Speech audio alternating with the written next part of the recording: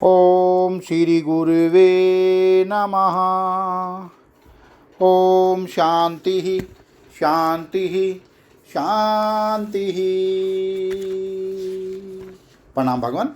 भगवान अभी हमारा सत्संग पक्षपात रहित अनुभव प्रकाश श्री स्वामी विशुद्धानंद जी प्रसिद्ध काली कमली वाले बाबा जी द्वारा विरचित और बड़ा ही दिव्य ग्रंथ है भगवान। तो सर्ग नंबर 2 से सत्संग चल रहा है, जिसमें पराशर और मैत्रेय का संवाद और उसमें जड़ भरत का उपाख्यान। तो सत्संग प्रारंभ करते हैं भगवान। जागृत आदि 4 अवस्था 4 होते हैं। तदभिमानी 4 चीफ कमिश्नर हैं। शब्द आदि विषय चौकीदार हैं।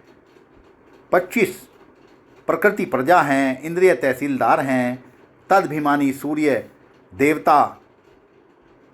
दी देवता डिप्टी कमिश्नर हैं। चतुष्टय अंतःकरण कमिश्नर हैं। तदाभिमानी चंद्रमा आदि देवता सेक्रेटरी हैं। प्राण डाक है।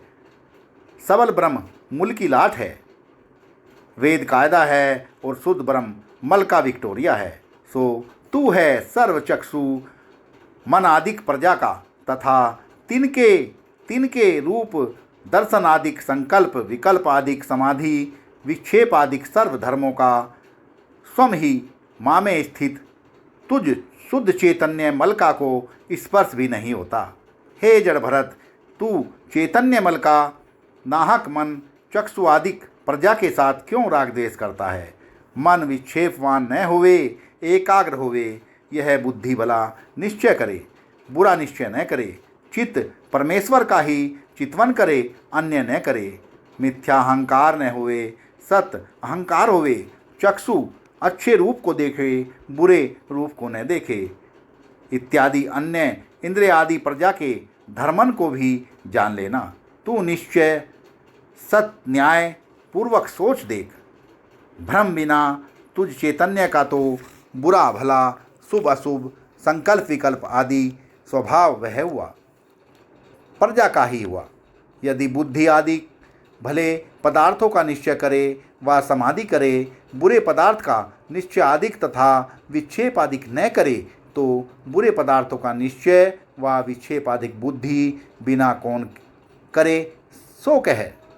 तुझ आत्मा का संकल्प आदिक धर्म नहीं तथा अन्य इंद्रिय आदिकों का भी धर्म नहीं, तो मन आदिक बिना विक्षेप आदिक निश्चय व्यवहार कैसे होगा, किंतु नहीं होगा। तैसे चक्षु आदि भले ही रूपादिकों को देखे, तो बुरे रूपादिकों को कौन देखे। चक्षु आदिकों को बिना सो कह कहाते। दर्शन आदिक व्यवहार चक्षु बिना अन्य का है नहीं। यद्यपि हे जड़ भरत, तुझ चैतन्य निर्विकार साक्षी आत्मा ने ही कल्पित मन आदिक प्रजा का हर्ष शोक आदिक भिन्न भिन्न यथा योग्य स्वभाव रचा है। तथापि मन आदिक प्रजा के वर्तमान होते तिनके धर्मों का अभाव व अन्यथा तुझ रज्जक से भी नहीं होगा।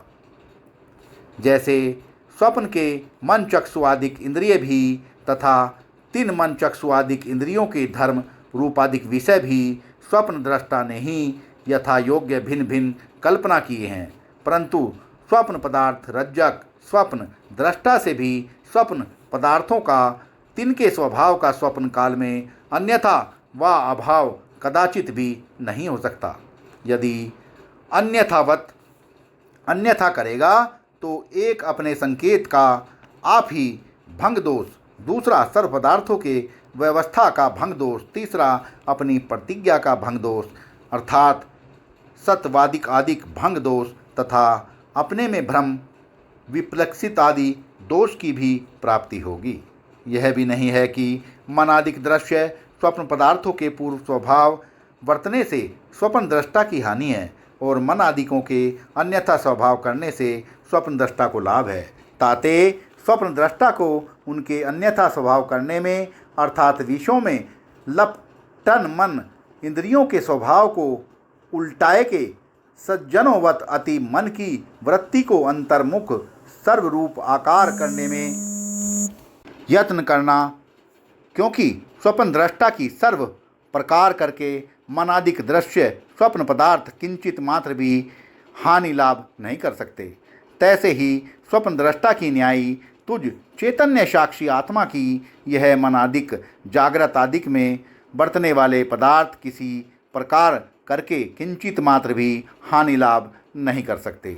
जैसे अनेक प्रकार के अंधकार आदिक पदार्थ होने तथा मिटाने से आकाश की हानि लाभ नहीं कर सकते, इसी प्रकार हे जड़ भरत, बुद्धि आदिकों के आत्मनिरूपण करने से तुच्छ चैतन्य आकाश का क्या बिगड़ता है, अर्थात कुछ नहीं बिगड़ता। जो बिगड़ता माने तो यही भ्रम है। इससे निसंग होकर आत्मनिरूपण कर। सत्संग को विराम देते हैं भगवान। प्रणाम भगवान।